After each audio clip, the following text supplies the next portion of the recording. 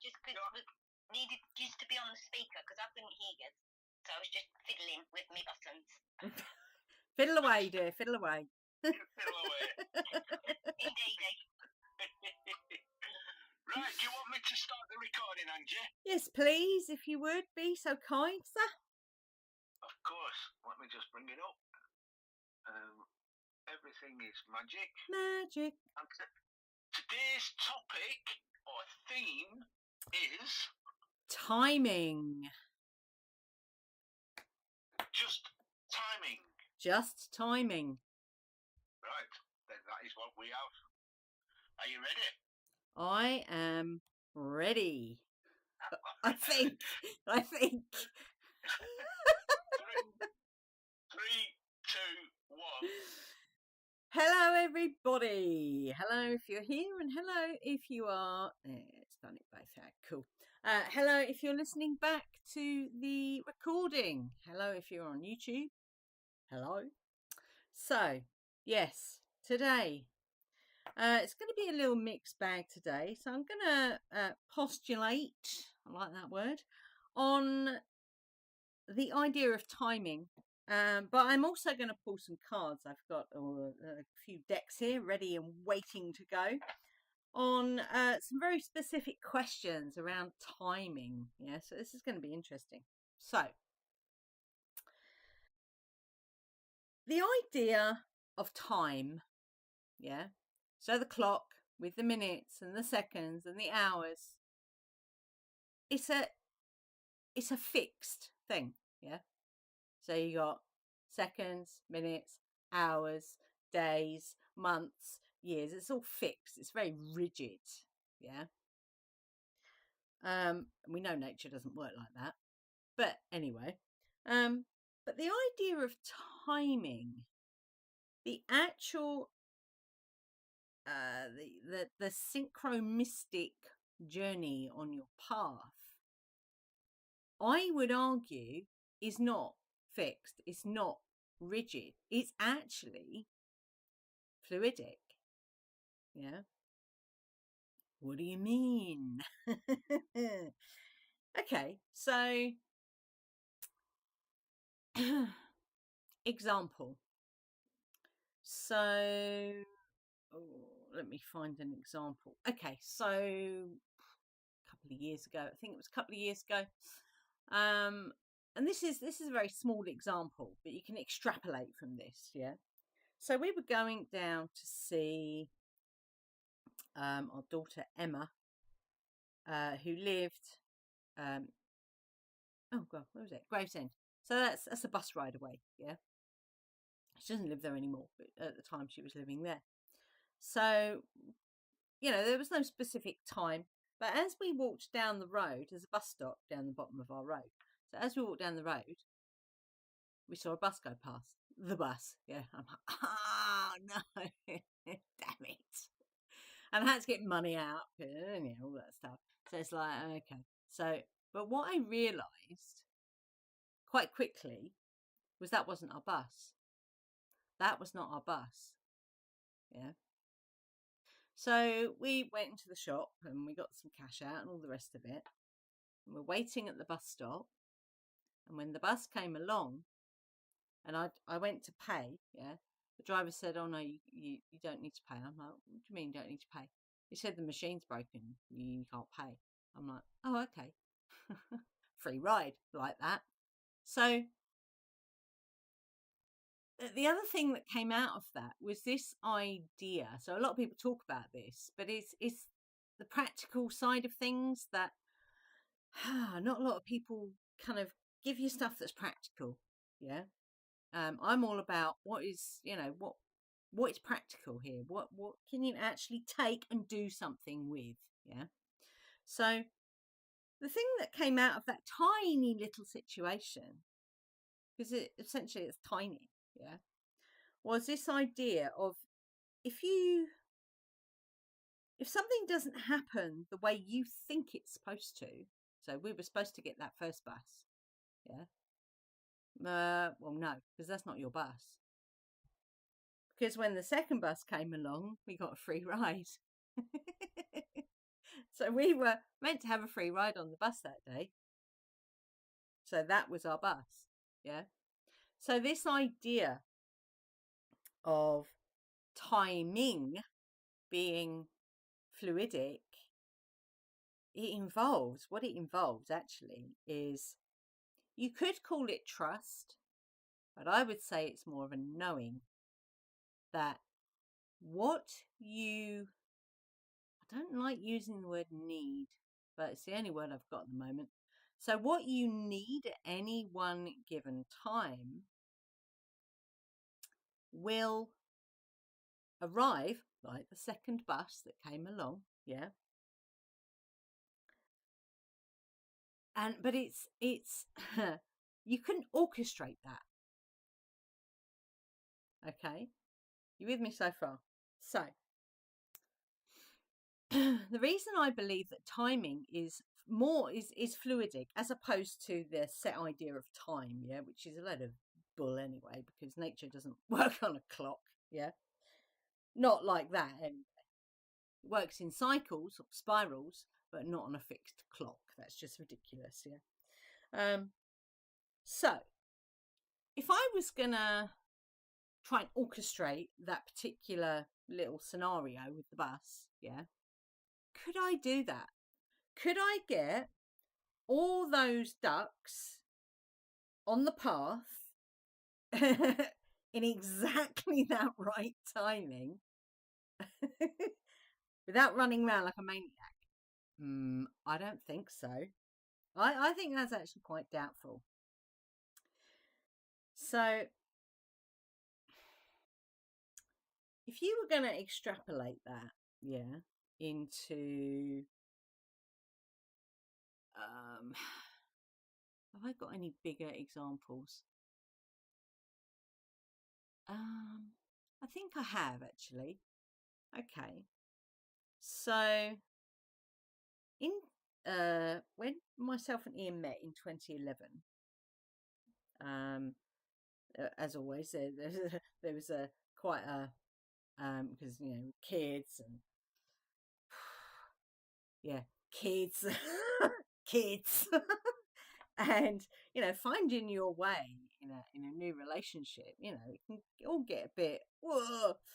But by 2012, things have started to settle down, yeah, and we started to go further afield with our, with walks and camps and stuff.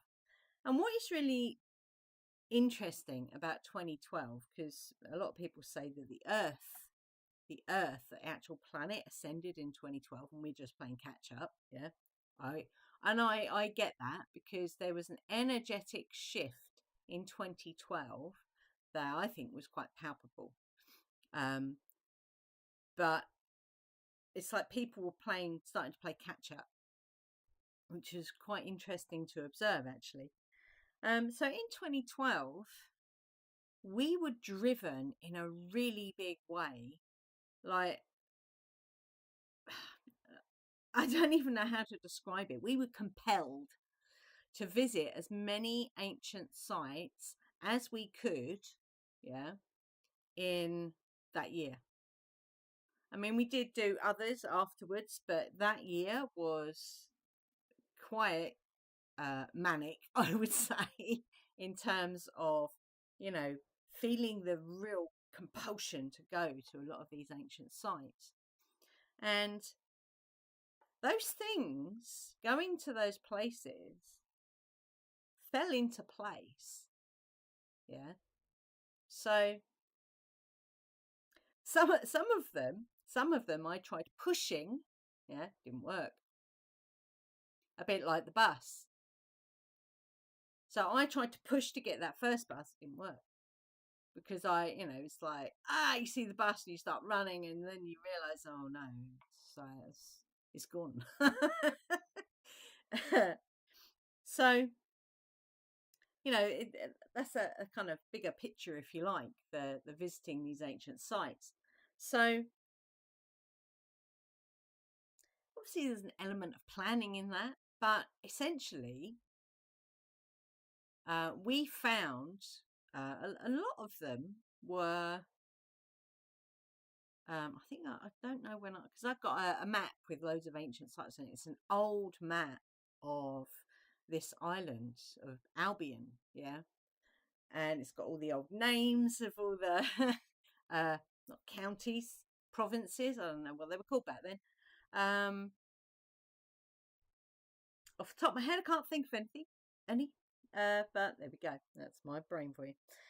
So anyway, what am I talking about? So yes, the timing of all those things was quite precise, I would say. And although there was some planning involved, at the same time, for those things to fall into place, that was something else behind that. So, my question I'm going to be asking today is, what is actually behind the timing of these things that literally fall in your path sometimes, yeah? And how does it work? So I would say there's definitely something on a, I don't know if this is a word, a vaster perspective and perception than we have, in this realm, in these dense, or sort of appear to be dense physical bodies, yeah. Even if you are standing at the top of Everest, which is a feat in itself, you still don't have that vaster view. You have an incredible view, but you still couldn't orchestrate without some kind of divine intervention, yeah. You just couldn't. Those things that fall into place, yeah. What I would say is from a soul perspective, so before you incarnate into a body in this realm, your soul will observe all possibilities, all the different timelines that you have to choose from, essentially, yeah. And depending on how wonky the glasses are, so that's your negative karmic baggage that you might be carrying from one lifetime to the next, it will depend how much of those timelines, I would say, that you could see. So if you were looking at a life through a straw, you wouldn't be able to see as much detail as if you're looking at it through, I don't know, a big water pipe. Yeah, if you're looking at it through a big water pipe, you're going to see a lot more, so you can make a more informed decision, yeah, about which timeline you're going to go down, yeah. But essentially what the soul has is so your soul, or your higher self, the part of you that's bigger and can see everything, that's what I like to call it, has that vaster perspective and perception, without question, yeah. But I still have to ask that question: what is behind that? What is, if you pull back the curtain, what's behind the curtain? Yeah. So I'm going to ask the question for the cards. Just ask the cards, because I quite enjoy asking these humongous questions. That's the whole idea of, you could say, rhetoric, is also the whole idea of philosophy, is it not? To ask these massive questions, yeah, about life, the universe, and everything. And no, the answer's not 42. The answer to what is behind the timing of everything, although it might be. I do have more than 36 cards in this deck. So if the number 42 comes out, I'll probably fall on the floor.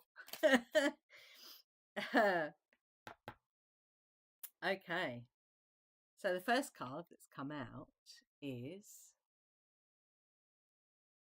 it's the birds, funny enough. So the birds this is a Lenormand deck. So in Lenormand,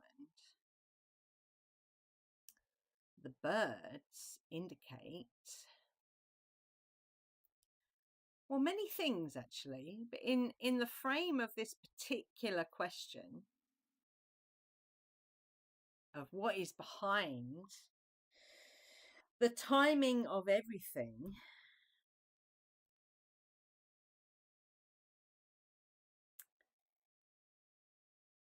so this is I would say this is it's very airy. Yeah, definitely connects to the air element.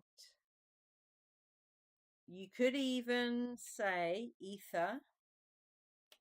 Birds are quite etheric. Some birds are, not all birds. I don't know about seagulls. Are seagulls etheric? I don't know. They like chips a bit too much.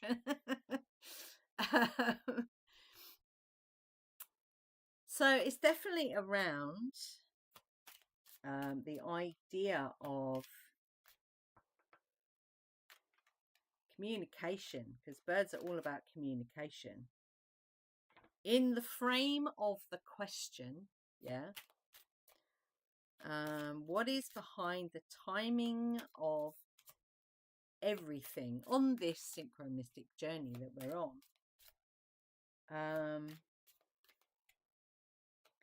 So communication, we've got the element of air or ether.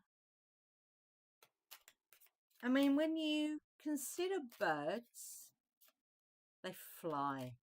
Yeah, that is their... I always wanted to be a bird when I was a child. I used to watch them sitting on the front doorstep, and I used to think, I just want to be a bird. Can I just be a bird, please? So there's an element of freedom there, I would say, in being a bird.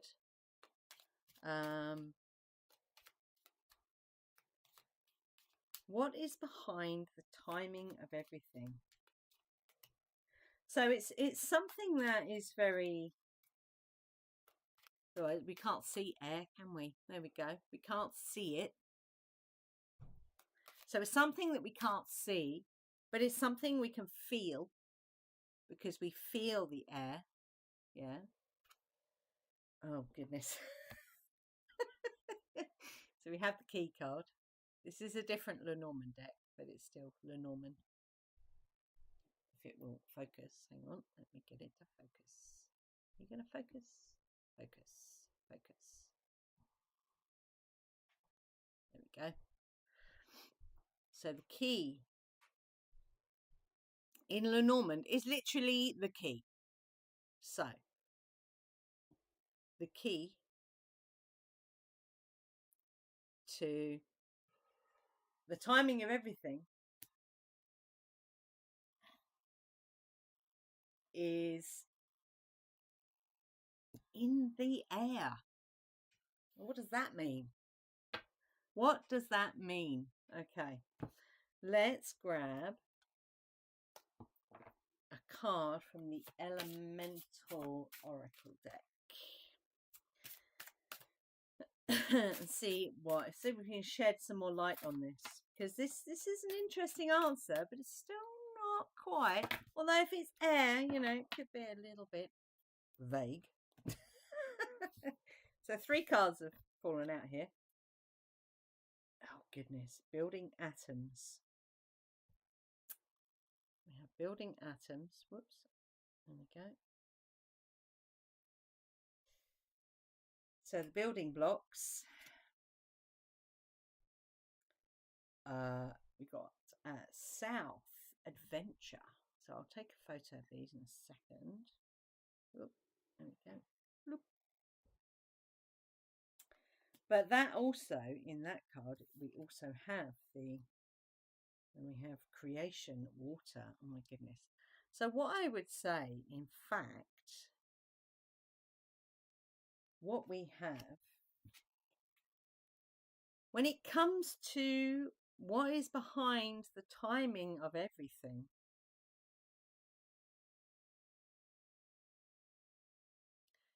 the key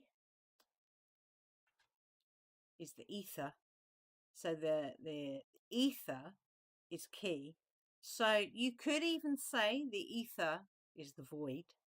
It's the void space. And this card I'm about to share, Adventure South, literally Adventure South. South is fire. That's your will. Yeah.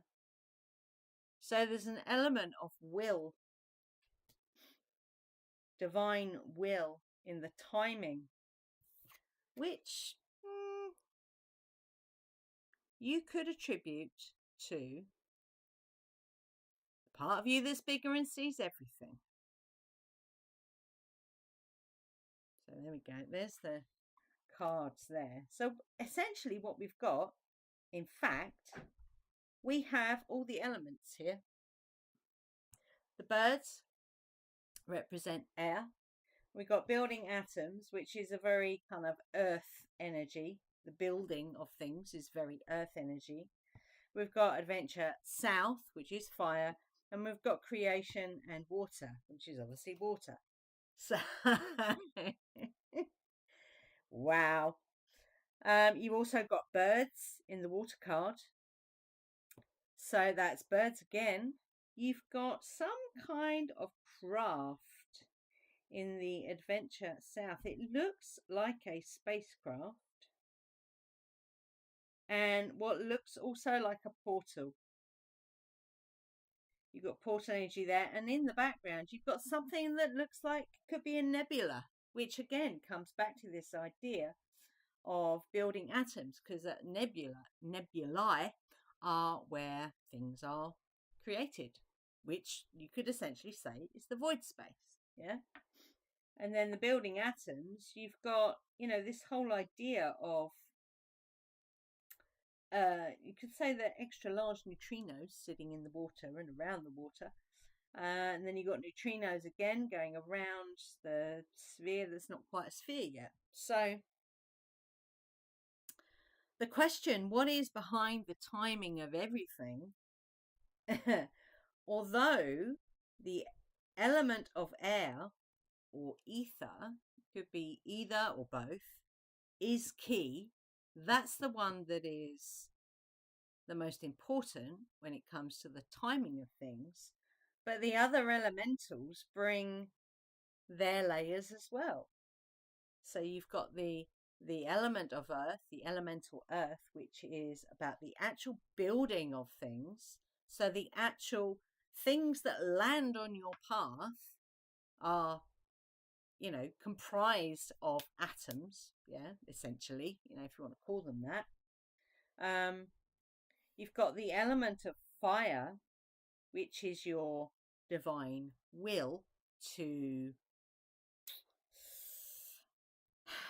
it's your power as well. So, I don't know, okay, so this is your divine will, your power to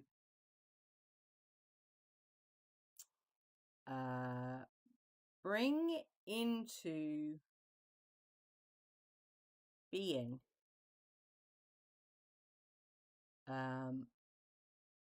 something that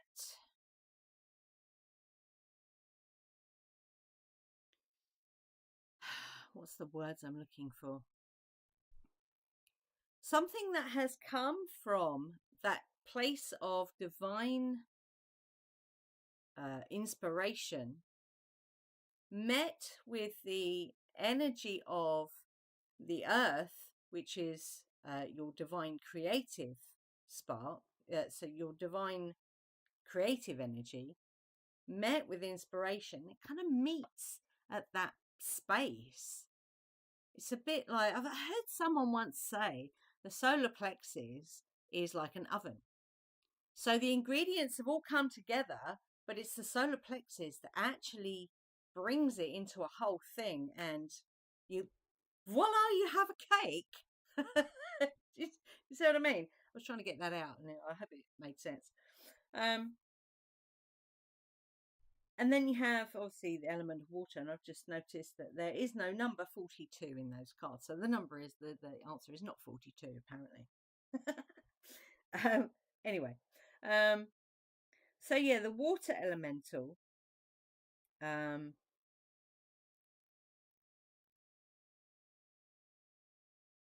holds knowledge, holds wisdom, holds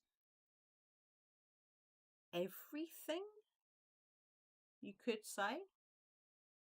It's intelligent, and I think water's intelligent in a different way to the other elementals. I think I've said this before quite a few times, but I keep saying it. Back in 2021, I was given the message that the water elemental is the most important one right now on all levels. Yeah. So we've got sort of an answer there. So what is behind the timing of everything? So while the air and or ether elemental is, in fact, let's just draw one more of these cards. While the air elemental is key, is the thing that unlocks timing, yeah, kind of makes sense really when you think about it, because it is the one elemental that we cannot see. We cannot see air. So it's almost like it can work undercover. So anyway, it can work incognito, yeah, to place the timing where it needs to be. That's kind of how I see it. Yeah. So let's just have one more card and see if we can find a little bit more. Let's see. Oh, whoa, that one. Oh, dark matter, mystery.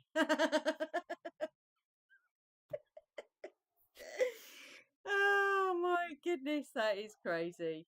And what's really interesting about this card, it will focus, will it focus?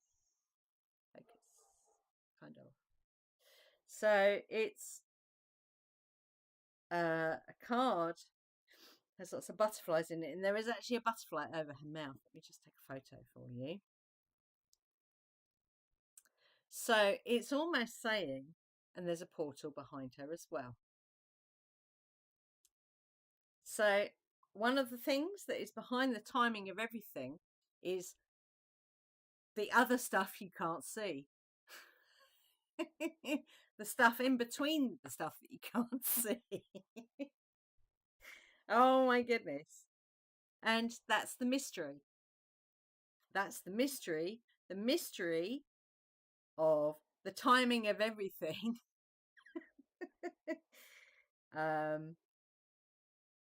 Is in the elementals. Does that make sense? The mystery of the timing, the mystery behind the timing of everything is in the elementals. So the elementals are more than just, earth, air, fire, water. They are, it's like they are, now, are they the conductor or the orchestra? I'd say they are the orchestra, possibly, creating the timing, yeah. Yeah, there's no reason why they couldn't be the conductor as well. Okay, we'll go with that. That came through loud and clear. But what you've also got in this dark matter card is butterflies. So what do butterflies represent? And we had this conversation a few months ago, didn't we? This idea that our ascension journey is essentially, what happens with a caterpillar all the way through to coming out of the cocoon and being a butterfly. That's our ascension journey. So this is really interesting. I like this. Okay. What am I doing now? Okay, let's take... So I have another question. Let's see if we can get an answer for this one. I think we've got an answer there. I think we have. So let me just clarify that. So what is behind the timing of everything? Well, the air element is key in that. I think I've kind of explored that. It can work without being seen, which I think is actually quite cool. And then you've got the other elementals, which are instrumental as well in the timing of everything. Yeah. But then you've also got the mystery of the dark matter. So the stuff between the stuff that we can't see, which you could say is the void space. And in fact, that portal that is moving around that figure looks like the void space, does it not? So in actual fact, we've got quite a few different portals there. We've got the portal in the building atoms card, because you could say that that's a portal, like in the background there on that card. You got the portal in the Adventure South card, because you've actually got a figure walking through that portal. You've got a portal over the head of the figure in the water card, and you have a portal in the dark matter card. So portals clearly play a role in the timing of everything. So, okay, so let's just ask that question quickly. How do portals play an important part in the timing of everything? I've got the lilies card. So the lilies, there we go. There's the lilies card. So the lilies in Lenormand represent all kinds of things, from patience through to like a long time. What else do we have for lilies? We have, in context of the question, a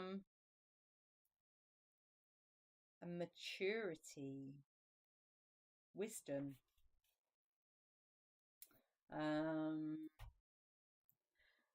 So how do portals figure into what is behind the timing of everything?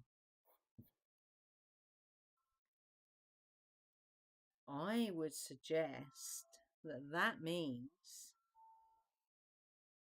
this is a very old, ancient, you could even say.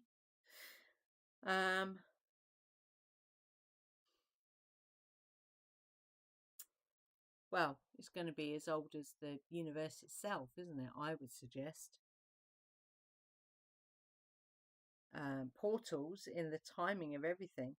Because essentially, when you think about it, every time you make a choice, so it's kind of the choice is the very last thing. Yeah, it's the action. That's the choice. Yeah, it's taking an action.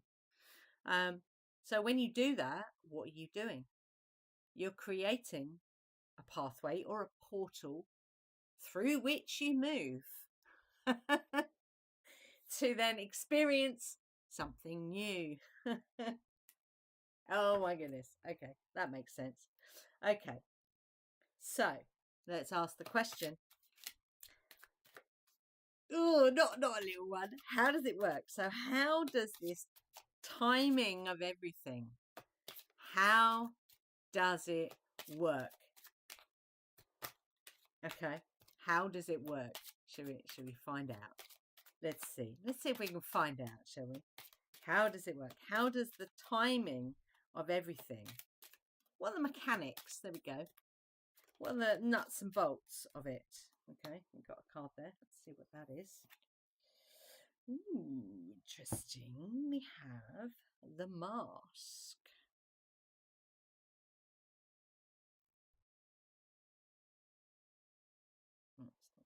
focus. Pardon me. Okay, let's take a picture. So,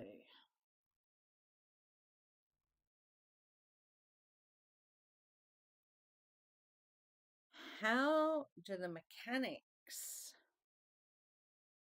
behind the timing of everything, how does it work?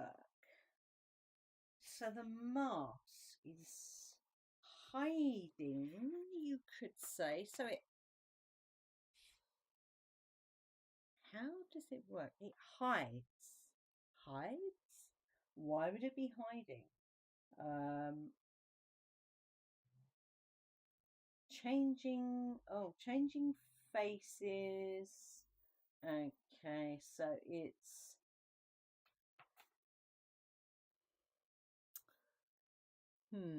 changing faces. I suppose that kind of makes sense. In fact, you've even got in that card, oh my goodness, you've got a portal. You have a portal at the bottom of that card.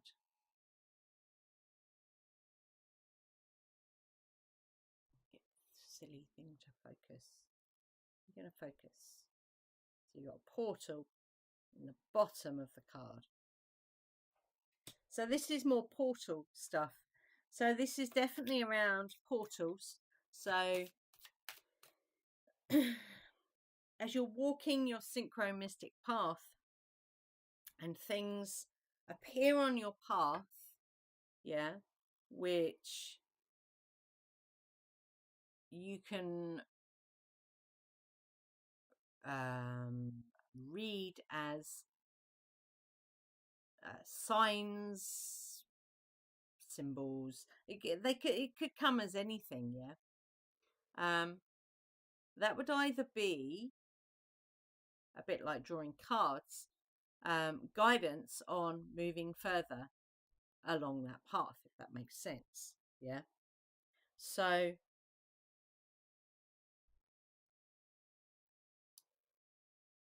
the ability to be able to see those and interpret those then moves you on to the next bit of the path. I hope that makes sense. So you're essentially moving through multiple portals. Just the fox card just made an appearance. So the fox in this context, I would say, is about strategy. Yeah. So how the timing of everything works is through portals, through changing. So that's the fluidic nature of things, and strategy. Yeah.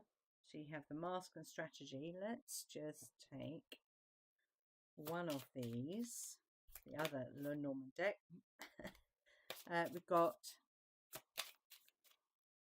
the masculine energy, which is a projective energy, which makes sense with the strategy and action taking, yeah, choice, which is action. No more want to come out of that deck. Okay, so we've got the male aspect of projective energy. In fact, that's the Lord. That's not just the man in Lenormand, that's the Lord. So he has more influence than the usual man card in this Lenormand deck. Is there anything else that we can... No! Oh, there we go. There we go. Oh, okay. Garden. So the garden, in this context... we go.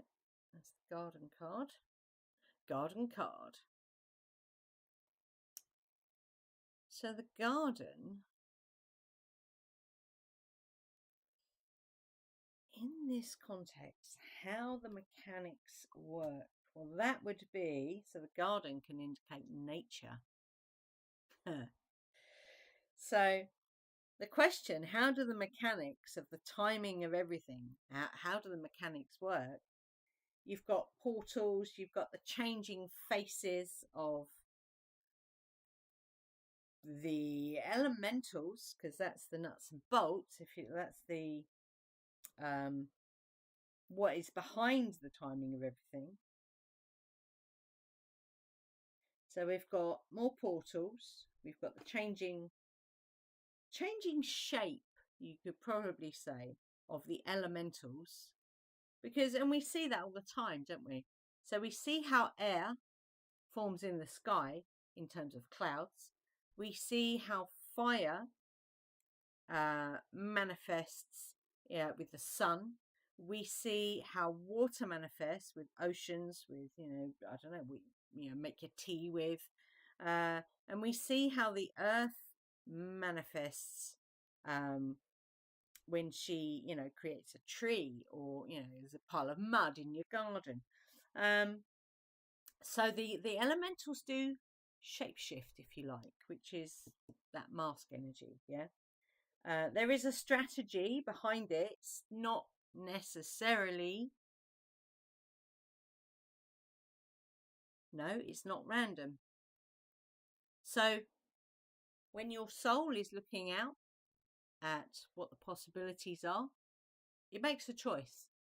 It goes, right, that, obviously dependent on, the wonky goggles it's looking out of, it will make the best choice that it possibly can at any one time. And it will go, yeah, that's it.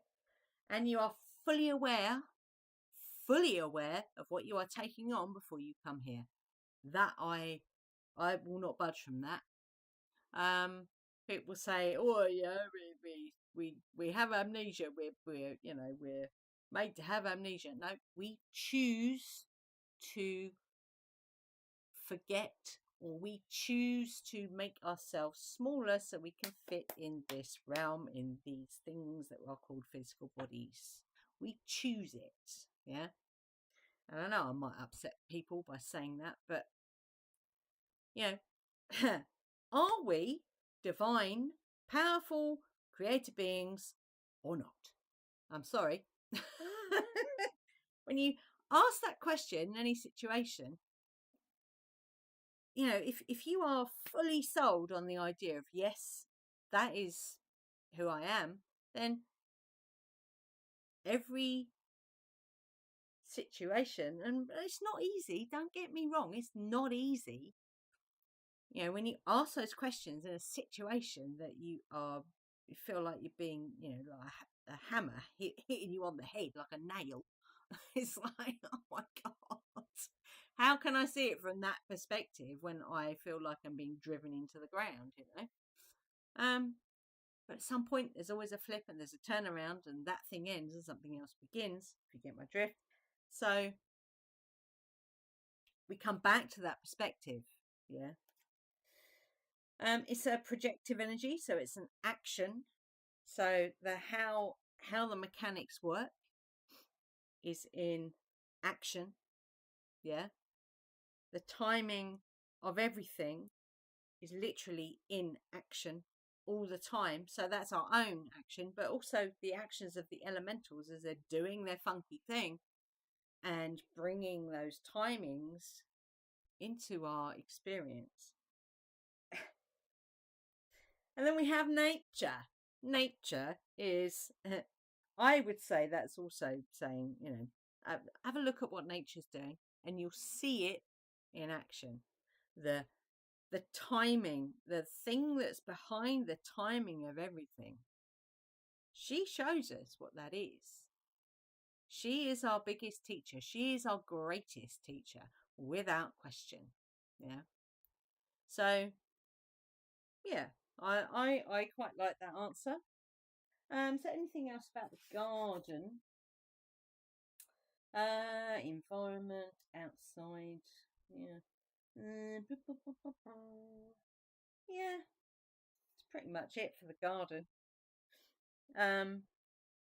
It's also open. Yeah. So the idea of the garden in Lenormand is it's an open space. Yeah. Vast space. I love it. Okay. So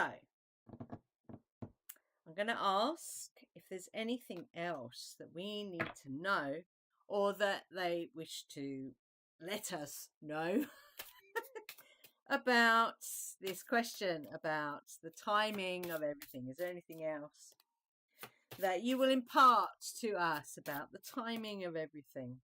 And whoop, there we go. Oh my goodness.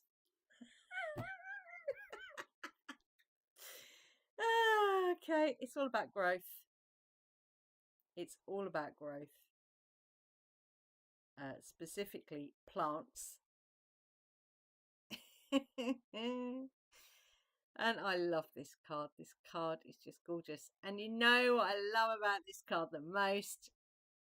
There are neutrinos in that card. Neutrinos, people. Neutrinos. So it's all about growth, plants, nature, neutrinos. And it's all everything. Everything is everything else. One thing is everything. Everything is one thing. Yeah. Or as that song said, you are everything and everything is you. You are everything and everything is you. There you go. And that card is particularly gorgeous. Just look at that card. So it looks initially like a stag, doesn't it? But then when you look, it's like, oh, actually, no, the stag is the trees, and the trees are the stag, and the horns are the trees, and the trees are the horns, and the neutrinos are just everywhere. I love that. Okay. One last card from this really cool deck called The Universe Has Your Back. Just one card. Oh, I think we got two. We got two.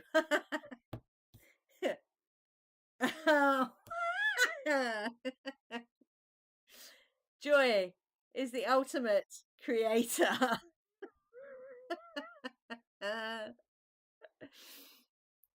So after all that, what we have, as what is behind the timing of everything? Joy. And this says, the key to prayer is to forget what I think I need. So when you're walking your synchromistic path, you can put an intention out there. There's nothing wrong with that. But then hand that baton over, and don't worry about it anymore. You've handed the baton over, and literally we've experienced that ourselves today. We've handed over the baton. It's no longer our concern. What will be, will be. Yeah? Que sera, sera, as they say. So, that was quite exciting. Would anyone like me to pull them a card or two? Oh, yes, please, Angie. Pull me a card for the weekend. What has Friday, Saturday, Sunday got involved for me? Okay. I'm going to pull one from the Llewellyn deck, because I know you like that deck, don't you, Andy? I do, apparently, yes.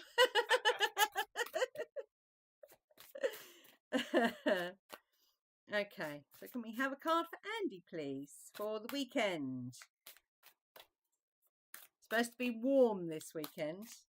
Well, down here it is, anyway. I don't know about where you are. I haven't looked, actually. I've not seen the forecast. What have we got? Queen of Wands. Oh, okay. Go on.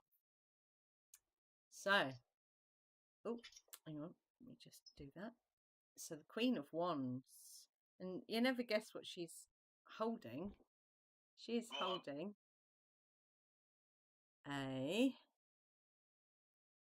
she's holding a sunflower. according to Freya's day, we're going to get no rain but plenty of cloud.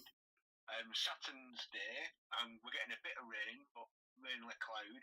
And then on the Sunday, we're getting sun up here. So 23 degrees on Sunday, spreading to the moon day, which is going to be 25 degrees. So it's edging its way through. So it's going to start off cloudy with a dash of rain, but finishing on a burst of sunshine. Cool. So, Queen of Wands is fire.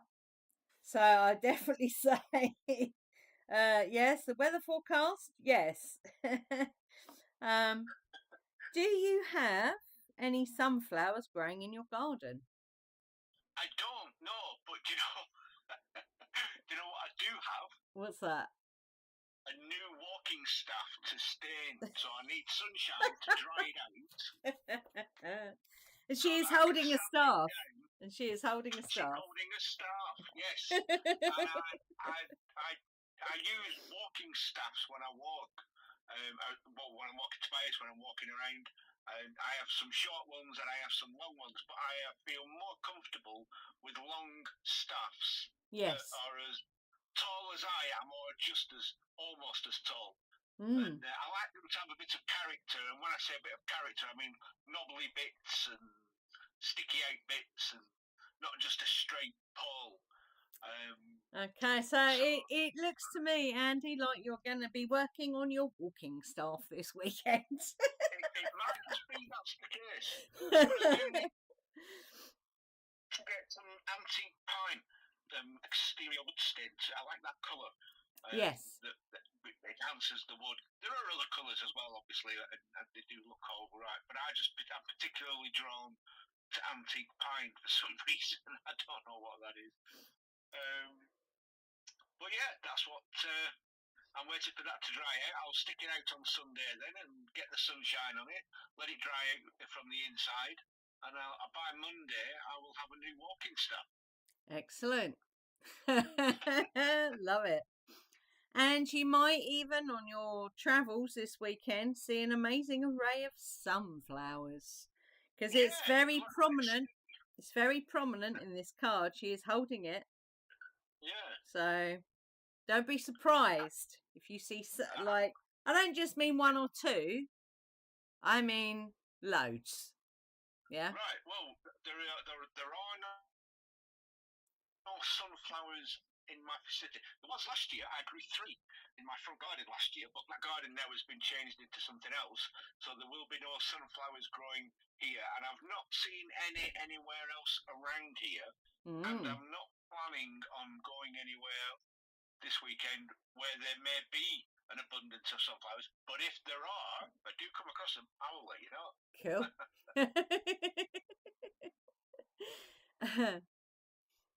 We got Mary as well. Mary, would you like me to pull you a card or two? Hi, Angie. Yeah, why not? I'm a bit complex. Let's see what they have to say. Okay, so I'm going to pull from the Elemental Oracle. Let's see what we see. Oh, there we go. Okay. Oh, we have the sun. Light.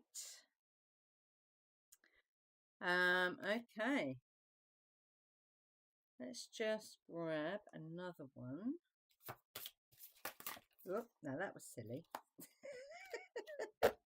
So all the cards fell on the table. So that's...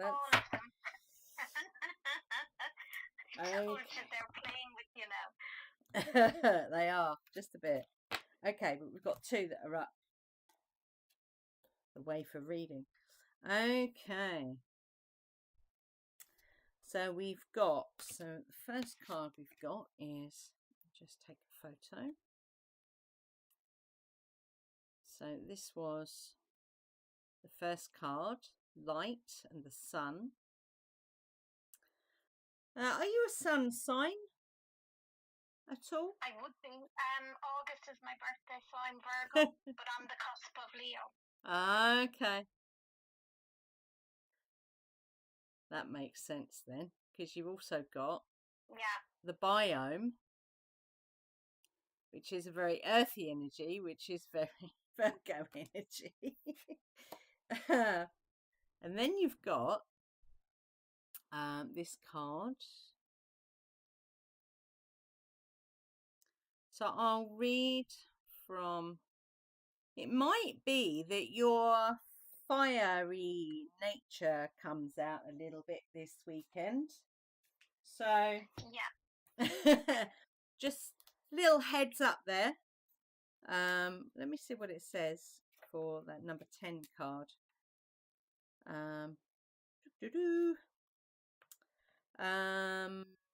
Yeah, so literally this is a heads up. Might get a little bit your balance, because if you're on the cusp of Leo and Virgo, that's quite balanced, I would say. You might find that your fiery nature tries to unbalance you. So yeah, so it talks about emotional intelligence. It also talks about fury. Okay, so there might be something that comes up this weekend that, and believe me, there's I think at the moment we're all experiencing things that make us just, like really question what is going on this planet at the moment. And it can make us really cross. Well, right now people are questioning me because they can't see what I see, and I need to be seen. And I'm infuriated right now by people's response. Okay, so that makes sense then, doesn't it? That is where you're picking that up. Yeah. Do you know when I wanna just jump in? Yeah. Jump in. I'm not a stupid person, but unless I take the leap, what they can't see,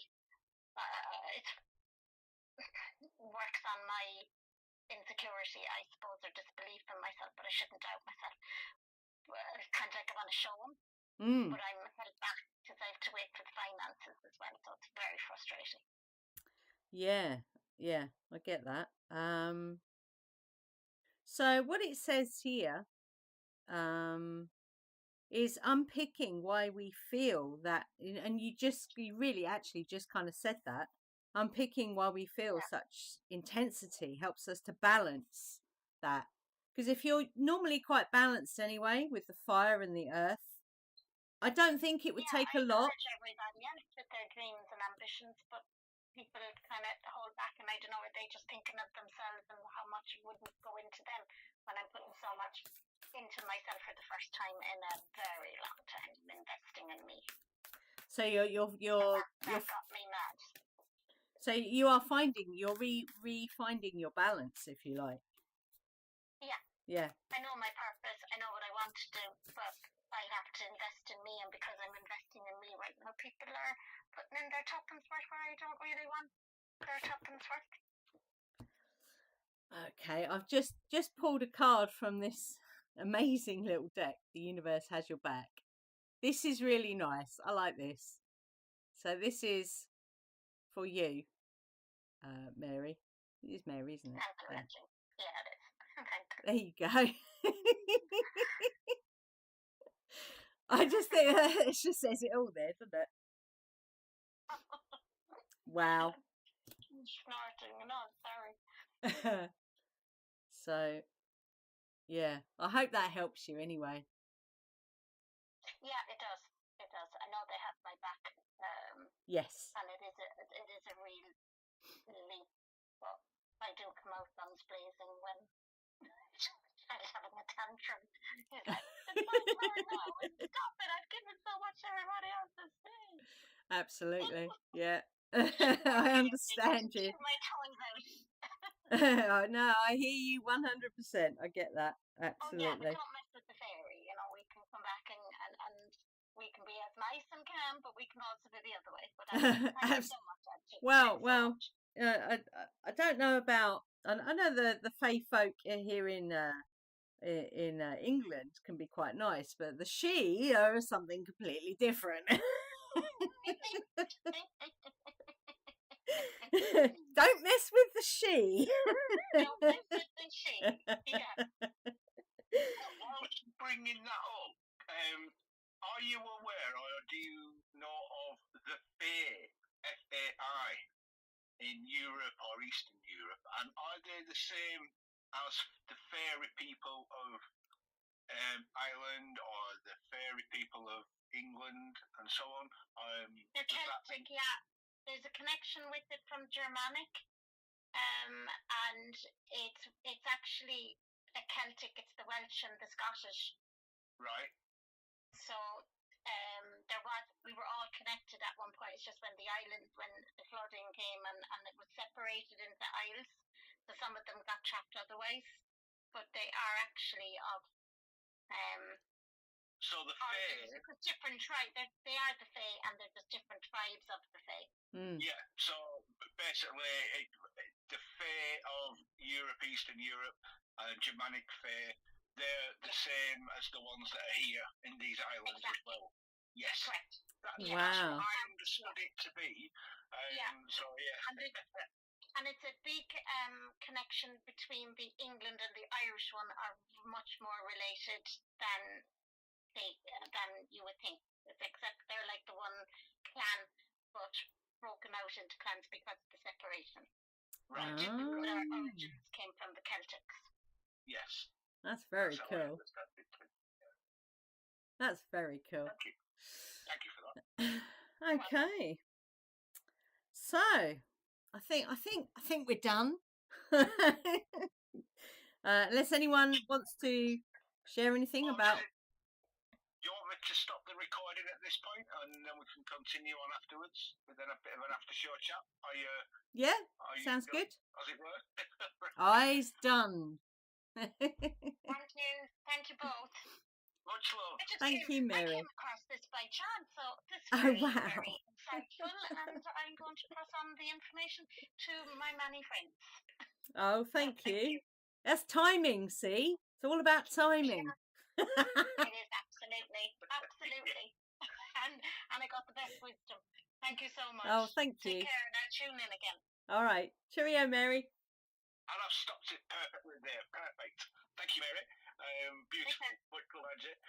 So the recording stopped. I'll post the recording up on the Holistic Radio station group in a few seconds. So, she's gone. I'll see about that. I don't think she's actually joined Holistic Radio, so I'll see if I can find her. I don't know if she found us. Send her the link if I can. Maybe That's timing, though, isn't it? That's timing. Yes. It's like... Yes, indeed. It's amazing. So cool. Did you have any thoughts, Andy, on what I was waffling about? Yeah, I've always sort of played around with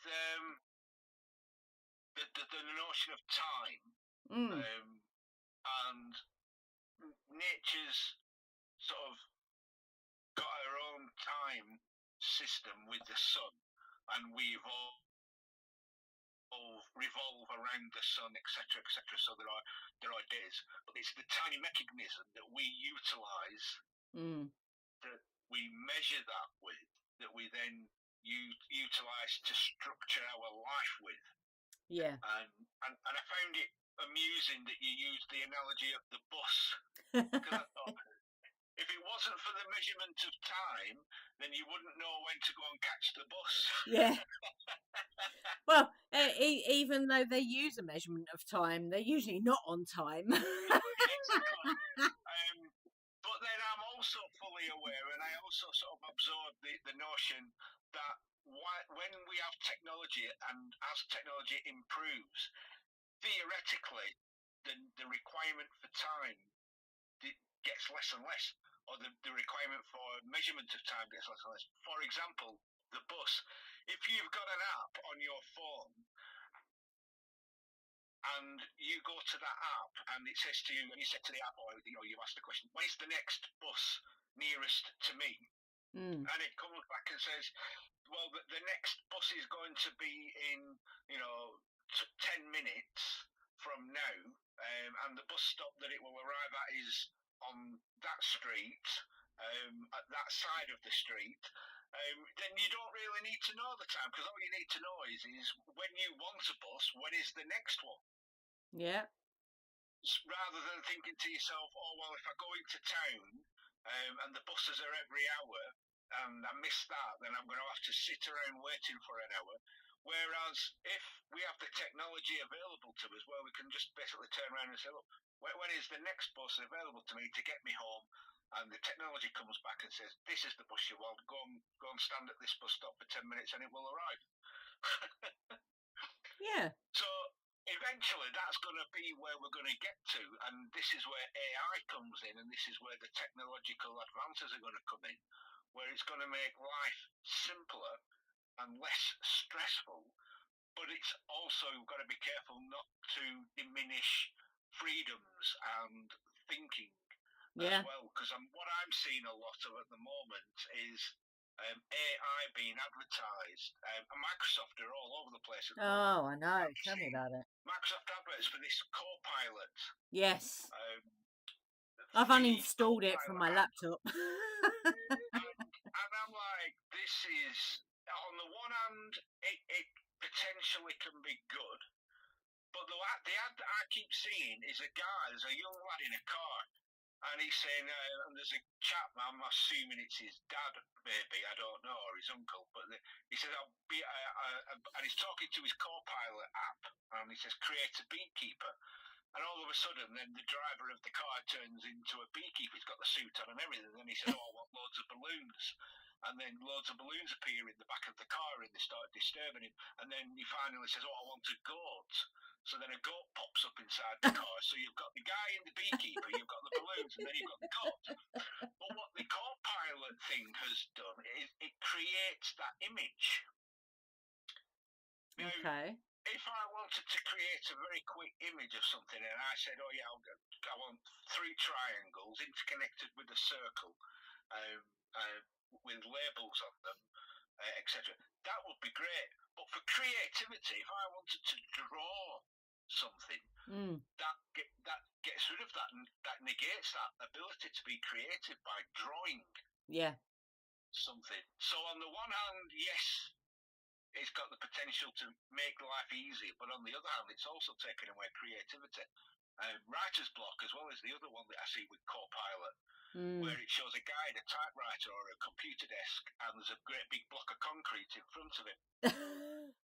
And he speaks to Copilot and says, look, this is my idea, and then Copilot then starts writing it for him. Yeah. Destroying the concrete block because it frees up. You know, I've got this idea and I want to blah blah blah blah blah. And Copilot goes, "Yep, we can write that out. Yep, there you go. Hey presto." So the creation is there, but the creativity has been lost from the individual because of the AI Copilot. Yeah. So it's a fine line. There's a balance between the two. Absolutely. Yeah, I agree. I've deleted it off my laptop.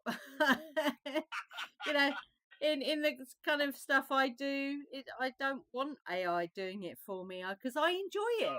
And the thing is, if you enjoy the creative process, why would you hand it over to artificial intelligence? I don't understand the idea behind doing that. It's there for idiots, isn't it? That's what it's there for.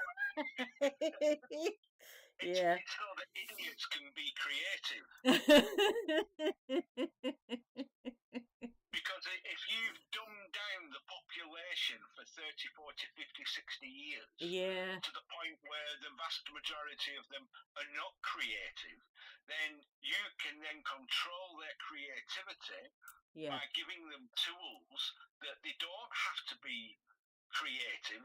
The creativity is done for them. Yeah.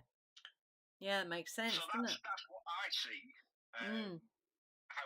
Why they're doing it and why it's coming in. It's inevitable that you're going to. I mean, the whole thing about talking now that 10 years ago, talking to your laptop or your tablet or your phone, and it's understanding your accent and being precisely understanding you was far fetched. That was still science fiction. Yeah. But today, now, ChatGPT and all these other different AI speaking ones, you can literally talk to it. It will talk back to you in a voice that's coherent and not sound like a computer.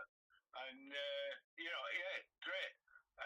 Still a long way short of me turning around to ChatGPT and saying, will you sort out all my images on my tablet, please, because I want to delete all the similar ones. It can't do that yet. No, that's still a manual job, that, isn't it? It's a job that I've got to do. Yeah. So, it will come eventually. It will be that, it might be Copilot, it might be something similar. Although I would imagine that Microsoft will start charging for it next year as part of a package for Office or something, where they've ironed out the creases because they give it away for free, and then they start charging you for it because they'll incorporate it into 365 or whatever they do, and it become a paid piece then. Well, I think Microsoft are in trouble. So. Oh, are they? Right. Yeah, I don't know the whole thing with Windows 10. I think they're in trouble, and I think they're trying to, when a dying animal just is heaving out its last breath and its last squeals before it finally kicks the bucket. It's like I think Microsoft is in trouble. Well, it wouldn't surprise me, and it's not too soon either. It should have happened a long time ago. Oh yeah, this whole idea of no company is supposed to have a monopoly. Excuse me. Exactly. I think they've breached that many times over. Many times over, many years ago. Yeah, definitely. So right. Yes. I'm going to go and walk the little man. I'm going to go and have my dinner. It's looking at me. Take me out now. Oh, this will be the bed